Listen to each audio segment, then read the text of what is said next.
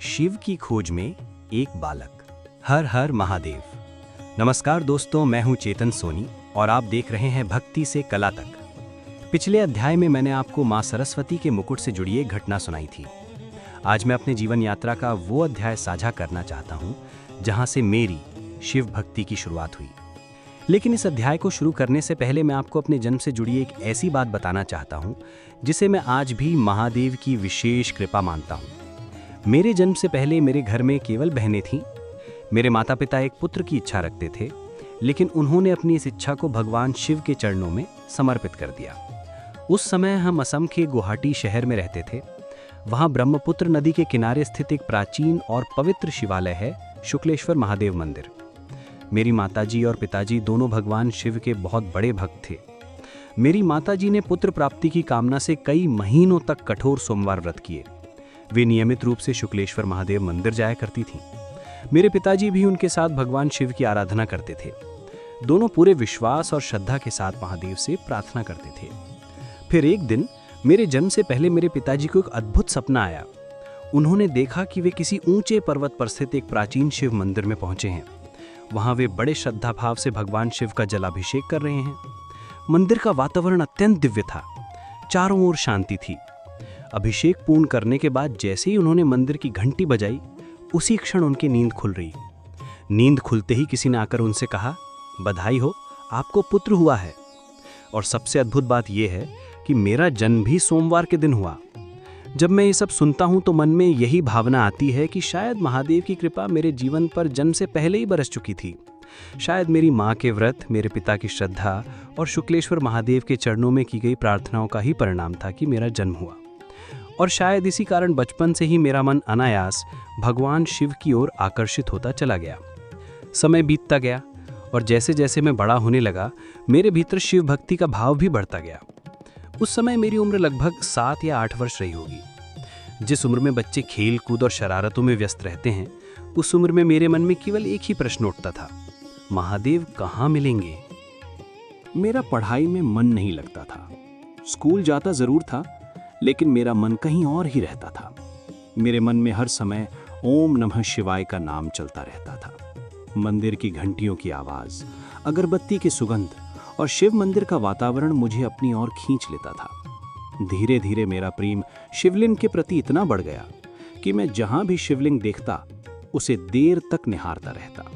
मुझे शिवलिंग से इतना प्रेम था कि हमारे मोहल्ले में एक दादाजी का घर था। उनके घर के आंगन में एक छोटी सी कच्ची जगह थी जहां तुलसी का पौधा लगा हुआ था।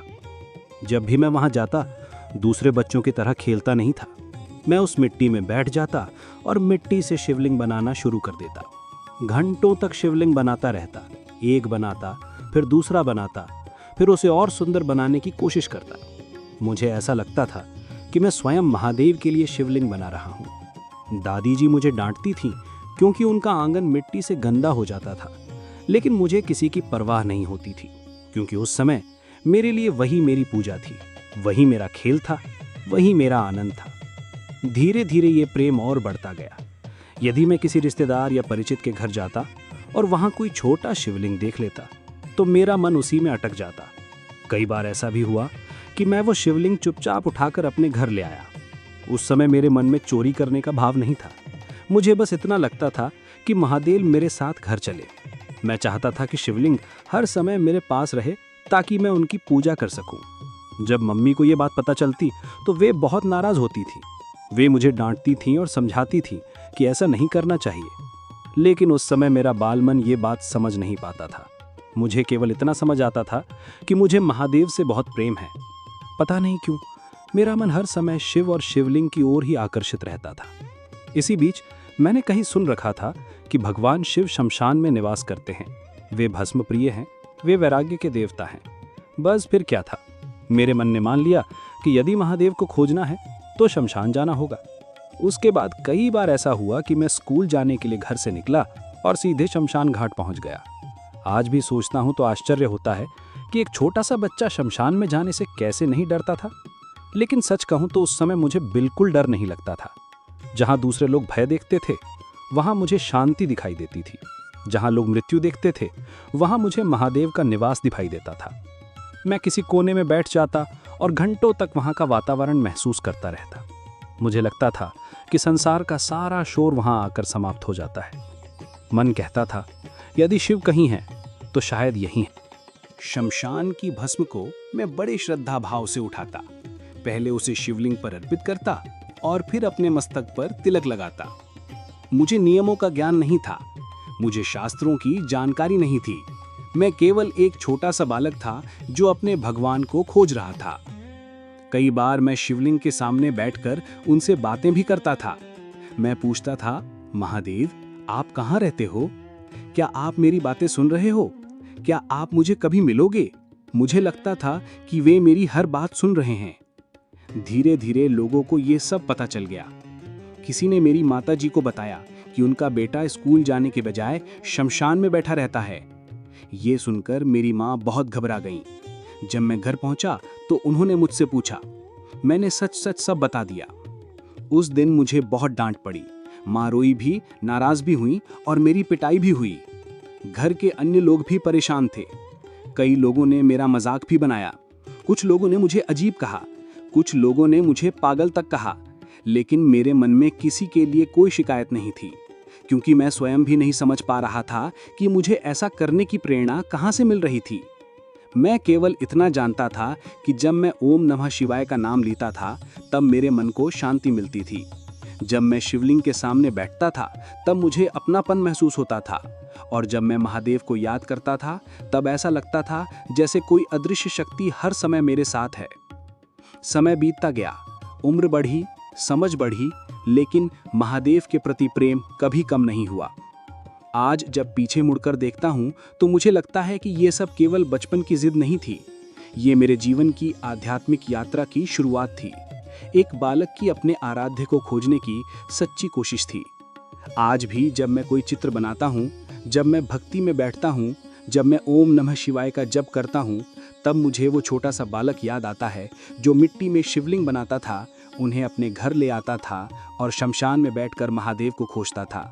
और तब मन से केवल एक ही प्रार्थना निकलती है, हे महादेव, बचपन की वो निष्कपट भक्ति, वो सरल विश्वास और आपको खोजने की वो सच्ची तड़प जीवन भर मेरे भीतर बनाए रखना। हर हर महादेव, हर। आज मैंने अपने जीवन का एक और सच्चा अनुभव आपके साथ साझा किया। यह केवल एक कहानी नहीं है, बल्कि मेरे जीवन का वो हिस्सा है जिसने मेरी सोच, मेरी भक्ति और मेरी आध्यात्मिक यात्रा को आकार दिया। मैं नहीं जानता कि इन घटनाओं के पीछे महादेव की क्या लीला थी, लेकिन इतना जरूर महसूस करता हूं कि हर कदम पर उनकी कृपा किसी न किसी रूप में मेरे साथ रही है। मेरे जीवन में ऐसी अनेक आध्यात्मिक, प्रेरणादायक और भावनात्मक घटनाएं हुई हैं जिन्हें मैं आने वाले समय में आप सभी के साथ साझा करता रहूंगा। मेरी इच्छा है कि जो अनुभव मुझे जीवन में मिले उनसे शायद किसी और को भी प्रेरणा, विश्वास या भक्ति का मार्ग मिल सके। यदि आपको मेरी यह कहानी पसंद आई हो, यदि आप भक्ति, आध्यात्म, कला और जीवन के ऐसे ही सच्चे अनुभव सुनना चाहते हैं तो हमारे साथ जुड़े रहिए। भक्ति से कला तक केवल एक चैनल नहीं है, बल्कि मेरी जीवन यात्रा का एक खुला पन्ना है जहां मैं अपने अनुभव, अपनी साधना, अपनी कला और अपने हृदय की भावनाएं आप सबके साथ साझा करता हूं। आपका प्रेम और आशीर्वाद ही मुझे आगे बढ़ने की प्रेरणा देता है। इसलिए वीडियो को पूरा देखें।